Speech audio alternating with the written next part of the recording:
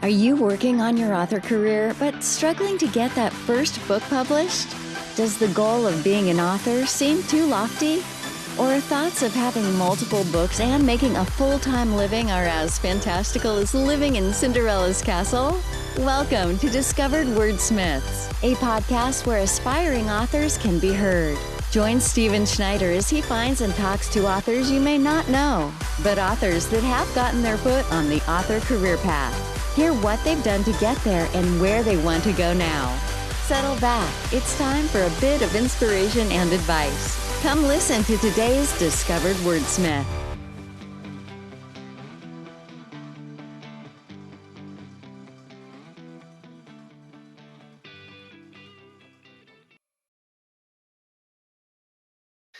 Which I think is great because obviously we both do it. But before we do that, you've been writing for quite a while. What can you think of that you did at one time when you started that you're doing different now that you've changed or learned from? You know, not that much has changed. Really? From the very beginning of the way I wrote. I've always done a full first draft and then gone back and revised. I guess what's changed the most, of course, is the use of computers. When I started, I was composing. Well, my first one, because it was done as a school thing, is handwritten. But I quickly stopped doing that because I have terrible handwriting. As soon as I learned to type, I started typing everything, and I've always done a full first draft. I go back from the beginning, I revise it once, twice, whatever, and then I send it off. And that has not changed in all these years. The only difference now is that I write it all on a computer, go back and revise it on the computer 2 or 3 times, and then I send it off. I don't use beta readers. I've never had anybody I show it to. The first person who sees it after me is an editor. And yeah, that's nothing has changed really. Nice. Well, that's good to know too. That you don't, if you have a good process, it doesn't mean you have to do the newest, greatest thing that's going on or change what you're doing. If it works, it works. And one of the great things about my podcast is asking basically that same question to all these other authors, and you find out that everybody does it differently, and there is no one way to write. Right. I've kind of heard that a lot also. Most people use Word. Well, what do you use? What do you use to write with software services? I use Word. I downloaded Scrivener because I'd heard good things about it, and I have yet to use it. It's like, well, I don't want to learn how to do all that stuff. I just want to type. So, and of course, Word itself has its own foibles and things, right. But that's what I use. And mainly because it's kind of the standard for submitting manuscripts and stuff is Word. So when I first started on computers, it was Commodore 64s. Yes. And there was a word processor called Paperclip that I used. Yes. Oh, man. And it was very good, except it just wrapped, right? It didn't have, it was just, they just kept typing. It would get to the end, and then you'd hit return to make a new paragraph. And it was limited to 499 lines of text per file. And as a result, that turned out to be about 9 to 10 pages in actual manuscript format.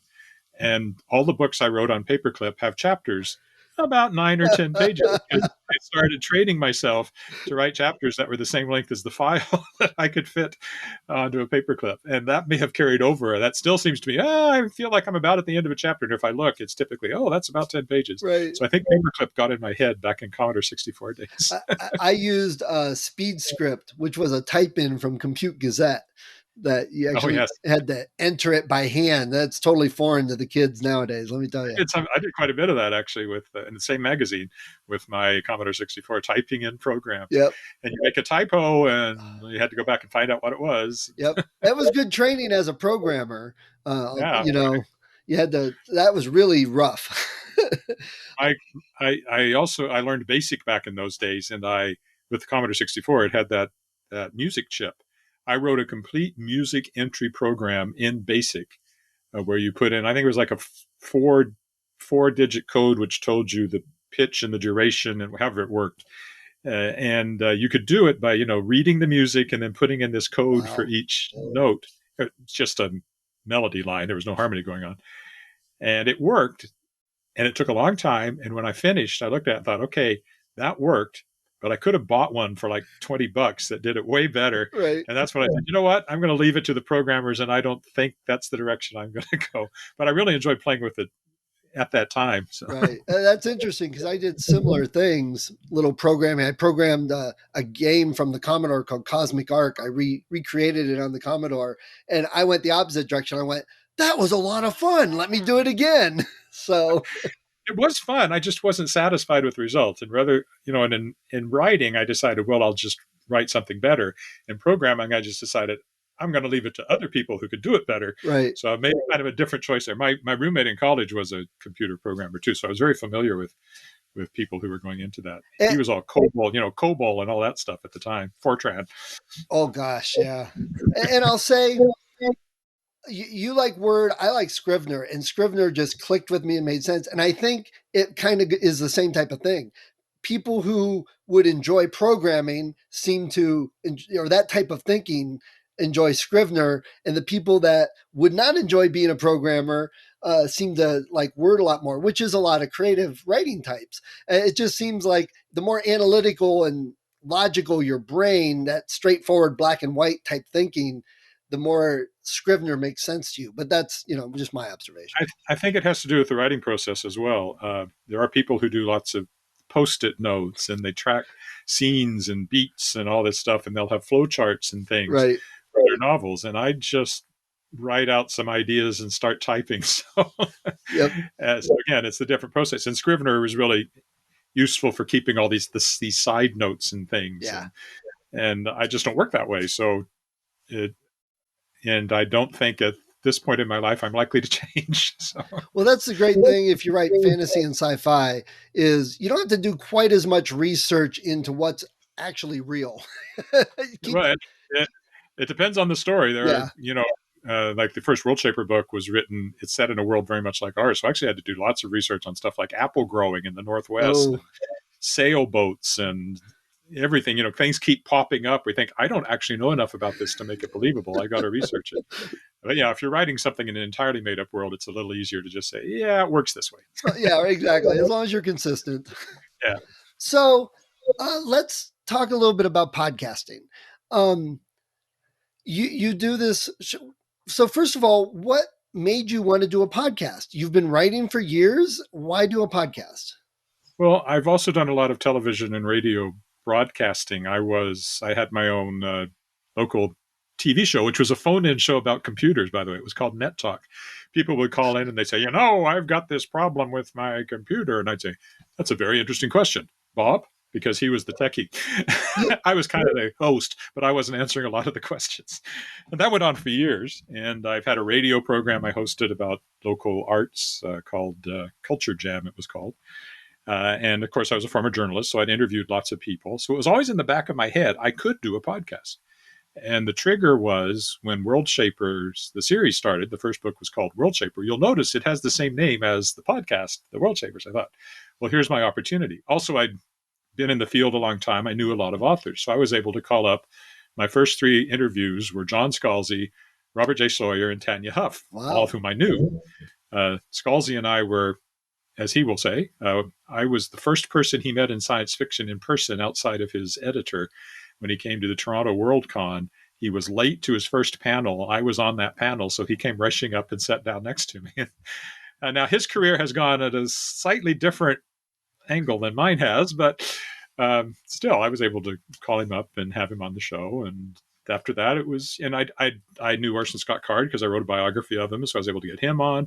I'd met Joe Haldeman. So these people were people I knew personally that I could ask to be on the podcast. So once I decided to do it and had climbed that learning curve to learn how to make a podcast and distribute it and all of that, it was just a matter of getting in touch with authors. And once I'd done a few, people would tell me, you did a really good job. And so if they had any doubts, they might talk to somebody who had talked to me, and they would know that, right. I wasn't going to be an awful person to talk to. So it just grew from there. And I love that thinking, because I kind of did the same thing. It's, well, I could do a podcast that gets my name out there a bit, and I could do books based on that, which then connect to my other books. But I'm also getting these authors on to talk about their books and stuff to include in the anthologies, so they have a voice out there and possibly people discover them. And it's a win-win on both sides, which I love, because part of the reason I started this podcast was because I was in some of the groups where they're talking about, I made $100,000 last year, and I'm like, I can barely get my first book finished, and I couldn't relate. And I knew there were other authors out there that couldn't relate and probably felt discouraged, because it's not inspirational when you're struggling to keep a day job, feed the kids, and write a little bit, to hear this guy, oh yeah, I went on the beach and finished my last novel. You can't relate. So I thought it'd be much more inspirational. Hey, there's a mother that wrote this book at 4 a.m. before work and taking her kids to school, and look what she did. And she, it was that type of thinking. So it was a win-win all around from my viewpoint. And I love that that's kind of the same thinking process you had too. And I've also, when I have gone to conventions and stuff, what I'm really interested in is far less the whatever else they've got on the programming. Oh, I like the science programming. That's always something I'm a fan of. What I really like is talking about writing. That's why I started going to conventions, was to talk to people about writing. Right. And now with the podcast, I get to talk to people about writing. Right. So it works out great. And so have you had any guests that came on, they're new, then they're in your anthology, and that it really helped their career, that they feel it was a boon? I haven't asked, but I know certainly newer authors who are very excited about being in an anthology that has these really big established authors too, because that's less likely to happen with the usual submission process probably. And of course, they didn't have to submit. I just asked them, which is always nice. It's always nice to be invited to be in an anthology, as opposed to submitting with going into the slush pile. Right. So I don't know that it's made any huge difference. I mean, my podcast gets, my most popular downloads are like a couple of thousand downloads for my two most popular authors who have had on there. But more typically, it's a few hundred downloads and plays. So does that make a difference in book sales or anything like that? I don't know, but I do think they enjoy the opportunity to talk about the writing, and I think that it can't hurt. Right. Whether it's helped or not, nobody has said to me. I hope it has, but it is what it is. Now, with all the years experience you've had and all the writing, why did you choose to do a podcast and spend extra time on that instead of like making a writing class or a book? Because there isn't a whole lot of direct financial reward doing the podcast, and it takes time. It's just something I wanted to do. And when I often, when I do things like this, I think about when I started out writing as a young writer. There were no podcasts. I rarely got a chance to talk to a writer of any sort. And here, I was subscribed to Writer's Digest. That was and the Writer magazine. Those are my two insights into writing. And I think when I was a beginning writer, that if I'd had the opportunity to listen to something like the podcast I'm hosting now, that it would have been something I would have really have loved, and it would have been helpful to me. So in a way, this is the good old, I think Robert A. Heinlein popularized it, but the pay it forward idea. Yes. Where you're always helping out the people who are coming behind you. And it's just, I think that's what a lot of it is. And I enjoy it. I mean, the biggest thing is just that I have fun doing it. I only put it out every 2 weeks, so it's not a huge onerous thing. For a while, I did full transcripts using an automated transcript, but that took so much editing and so much time that it was becoming problematic. So for the last few episodes, I'm not doing that anymore. Also, my site stats indicated that people weren't really reading those. They weren't going to those pages. It didn't look like very much. So I stopped doing that, and that's made it a lot easier. So now it's just a matter of I talk to somebody for an hour. It takes me maybe an hour to polish it up and post it. And I've done something that's fun and hopefully helpful to other people and has promoted somebody's work, and it makes me feel good. And then I get an anthology out of it later on. Exactly. Yeah, I love that. That it's content and it feeds and builds. And I've done that when I talk to an author or I listen to another podcast and hear an author that I'm like, oh, I need to check that author out. I'll just go on my podcast app, type in their name, and hit episodes from various other podcasts. And occasionally I'll say, oh, I really liked that host and I like the questions. So then I'll check out the other, and I like this other author. So now I'm reading their book, which is why I have such a huge pile of books to read from listening to all these podcasts. I originally had the great notion that I would read completely every book by every author I was going to interview before I interviewed them. But I quickly realized, especially every 2 weeks, I just couldn't do that. Yeah.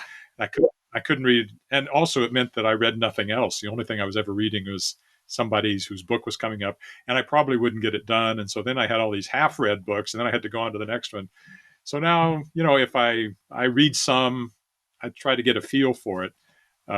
Unfortunately, I can't read all the books of every author that I've talked to. Yes. But there certainly have been some that I went on and finished because I loved them so much. Yeah.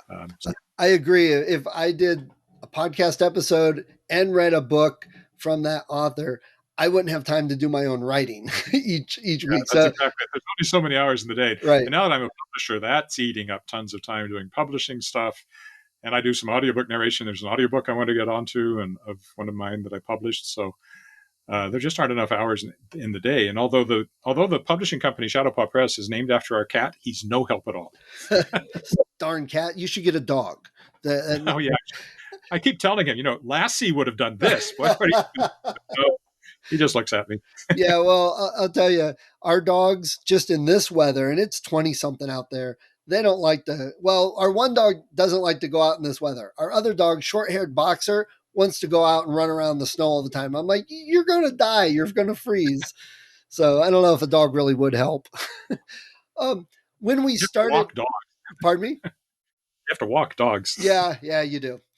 When we started, before we got on to the actual podcast, we were talking about what we use to record. So I use Zencastr. I discovered it from, I think, Joanna Penn. And I like how it does. And they've added video, and now they have transcriptions. So, there's something to keep in mind. I haven't tried those yet. Transcriptions work, but they take, if you care about accuracy, you'll spend 4 hours on an hour at least definitely cleaning it up. Yeah, it's all. Yeah, it might be 95%, but now I have to go back and find that 5% that's not correct. You'll be familiar with the term in writing of pantsers, like plotters and pantsers, people who write by the seat of their pants. The transcription software invariably turned that into Panzer, like the German tank. I'm a Panzer. You're a what? You're a German tank. Right. You have to catch those things. So what do you use for your podcast that when you record, and what's the other tools and software you use to get it all together and get it out? I use something called, just went out of my head, Clean Feed. That's what it's called. It's just audio. I don't worry about video at all. So that doesn't matter to me. And it's very straightforward. They get an email link. They click on it. We're connected. That's all there is to it.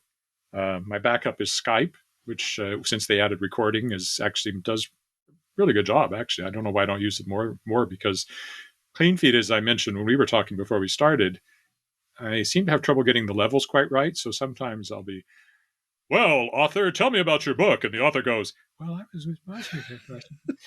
That takes a lot of fixing afterwards. And it's never quite good because it also amplifies hisses and stuff when you amplify one voice. Anyway, I use Audible for the cleanup and assembly of the opening music and my introduction and outro and all that, and splice that all together. And then it goes into an MP3, and then I use Blueberry as my host. Yeah, it's the same. So it's very straightforward. It took a lot of research to decide what to do, though.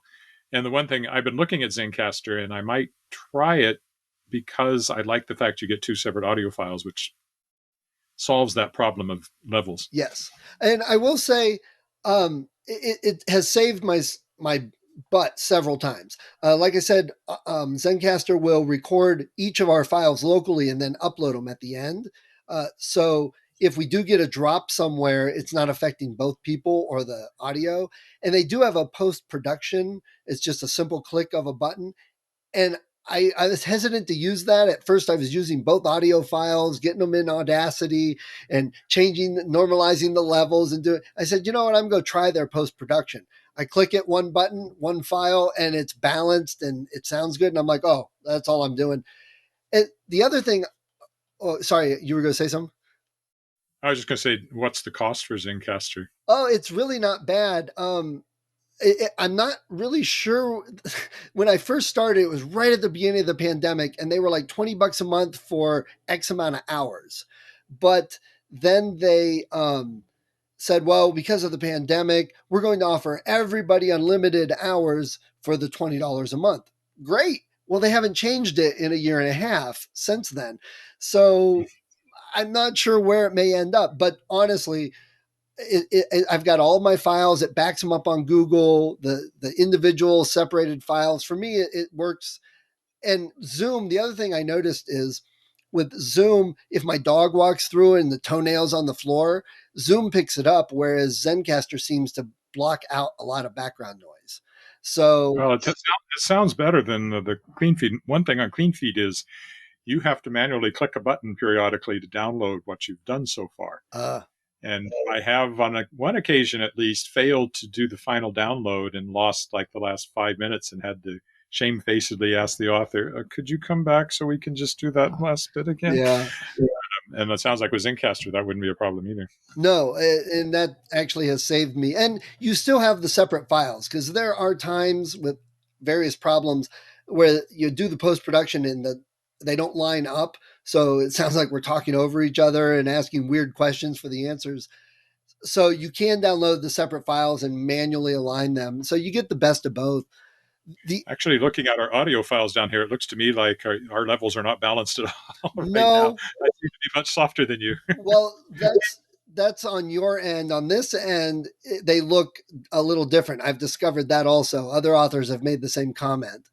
Oh, good. So once it's done, it you don't even notice, and it balances out well. And I still run things through Audacity, put some compressor on it and things. So it seems to be sounding good. Yeah, I have Audible set up now so that once I'm done, I run it through a match volume thing, and it just puts out exactly what I need with the recommended levels and all that stuff. So. The newest thing I've been also using, and it's not perfect, is Descript. Again, I think I got this from either Joanna Penn or Jay Thorne. In Descript, you pull the audio file in, and it will do a transcript. So you got that. There's so many ways to get transcripts nowadays. That's not a problem. But what I really like about it is it'll identify all the and that, and you can just click a button to remove them. You can say, don't do this one. You can look through the list and don't do this one, don't do this one, or whatever. So it gets rid of some of and I've had it remove like 2.5 minutes worth of ums from certain podcasts. So it's some editing that I was either taking a really long time or I wasn't doing. And I've listened to it, and sometimes it's not quite right and it sounds like jerky in certain places, but mostly it sounds good. And I'm like, that's probably good enough. I usually don't worry about the ums. The things I've taken out occasionally are like a phone rings and somebody has a conversation while we're, that's, and sometimes it's just as part of the ambiance, cats meowing in the background. Yes. I talked to somebody, well, actually it was Peter V. Brett, and he was in Manhattan, and there was a sledgehammer, or not a sledgehammer, a jackhammer going on in his street outside. So that's in the background through the whole thing, but it's just part of the ambiance. Yes. Well, one of the reasons I do that is because a lot of the authors are new, and I think I hold the award for interviewing new authors, their first interview, the most first interviews of any author podcast. This is not my first interview. But that also the difference too, because I get deer in the headlights quite often, and I get people where I'm going, so tell us a little bit about you and where you live. Well, I live in the Southwest and really wanted to write my book, and it's about this. I'm like, hold on, I'm asking about you, not your book yet. Back up. So I get, that would be like, I then, I went to my friends and, because they're nervous. So Yeah. I, Well, I'm mostly talking to more established writers, so I don't think I've ever run into anybody that was that nervous. Not all of them, but you know what? That's also, like you said, part of the ambiance. These are new writers. This is their first interview, so it's probably better to come on my podcast and feel a little nervous and maybe not do the best interview. Get that practice, get it under your belt, get it out of the way. So when you do something bigger that thousands of people are listening to, you're coming across in a much better way. I used to run into that as a newspaper reporter. Often it'd be a young person I was interviewing who says, "So you just set the provincial record in the shot put. What was that like for you?" Good. In what way was it good? I liked it, and then you're supposed to get a 500-word story out of this, and it was like pulling teeth sometimes. Actually, one of the worst ones I talked to was a young computer guy. He was programming on a TRS-80, Trash 80, TRS-80, and I've always called them Trash 80s ever since then. And all he was so focused on, he wanted to talk in great detail about coding. Well, this wasn't going to fly with the people who are reading the weekly newspaper out, in our rural agricultural area. So I was trying to draw stuff out of him. And those would have looked awful if they'd been podcasts. At least one thing with a written interview, you can pad and stretch and massage and make it flow. But yeah, I have run into that. Right. So when you talk to your guests, I've worked it up over time, a list of questions that I generally ask. A lot of times we go off topic and start talking some other things. Do you have general questions that are the same, or do you go different with the author, with whatever the topic is? It's sort of the same framework, and I tell them this up front because it is a process-focused interview. It's an hour long, so it's a good solid hour. And sometimes Orson Scott Card went over 2 hours because he talked so much. And Sarah Hoyt, who I just talked to, went an hour and a half. And there's been a few like that. I don't care because who cares? I'm the host. But it's always the same format. We talk about the biographical information, how'd you get interested in writing? How'd you get started writing? Training, all that kind of stuff, breaking in. I always tell them to pick one book or series that they want to focus on as an example of their creative process. And then we just go through that. So I'll start with idea generation, then the planning and outlining, which goes all the way from I just start writing to I write 150-page outlines and everything in between. The writing process. Do you write on Word? Do you write in coffee shops? Do you write in parchment with this quill pen under a tree? Nobody said that yet. A few write longhand, but not very many. Then the revision process, publishing, especially if they're self-publishing or indie publishing, or if they're a mixture like me, we sometimes talk about that. Then at the end, I ask the big philosophical questions. And I always say I should put reverb on that. Why do you write? Why do you think anybody writes? As a human species, why do we tell stories? Why do we write? And why write science fiction, fantasy specifically? And I get some great answers. In fact, I intend to do a nonfiction book. Just sort of drawing on quotes from all these authors, maybe my first 100 interviews, 100 science fiction fantasy authors talk about the creative process. And it would just be quotes, maybe something short, maybe just an ebook. I don't know. I'm sure I could get something out of it. So yeah, and they all follow the same format. I tell them that up front so they know what to expect, and off we go. And then, wherever tangents take us along. Right. Well, I laugh when you mention that because I actually have been doing the same thing, compiling a book, a year of podcast advice or from new author advice, and taking quotes and things from putting them together when they're similar topics. That's exactly what I want to do. Yeah. So I'll tell you what, when I get mine done, I'll send it over to you and you can do the forward for it. I'm telling you, you can do the forward. That's see what I just did. I told you you could. Yeah, I've been thinking about that for a long time. And first it was going to be like my first 50 guests, and I'm up to 100 and I still haven't done it. So, I need to find the time for that. Right. Because I think it would sell some copies. So yeah, same way. I was like, I'll just keep up with it and compile it. And then I'm like, maybe I'll do the first year and then maybe a second year. Something. Yeah. Yeah, that's and that's the same thing with the anthology. I had to cut it off somewhere. Right. So I thought, well, I've got enough authors in 1 year. If a sizable number of them say they will be part of this, I'll have a book. And sure enough, that's the way it's worked out. Nice. Great. All right. Well, Edward, it's been great talking to you about all of this. Before we go, do you have any advice for other authors out there? Either they're looking to get on podcast, advice on, being on a podcast, or do you have advice if they're thinking about starting a podcast? Well, for being on a podcast, all you have to do is reach out. A lot of podcast hosts are looking for guests. I'm a little different. I mostly invite people to be on because, but people have contacted me out of the blue, and if I thought they were interesting and if I had an opening, because again, only doing it every 2 weeks, it quickly piles out into the far future if you don't, hold back. So, and there is contact information on most podcast websites for how you can reach out. Sometimes it's a form to fill out or whatever. As far as starting one, you just have to do some research. There's no great expense involved. A good microphone, a little bit of software, depending on how you decide to do it. Zencastr costs a monthly subscription. Clean Feed, I think, is a monthly subscription that I've been using.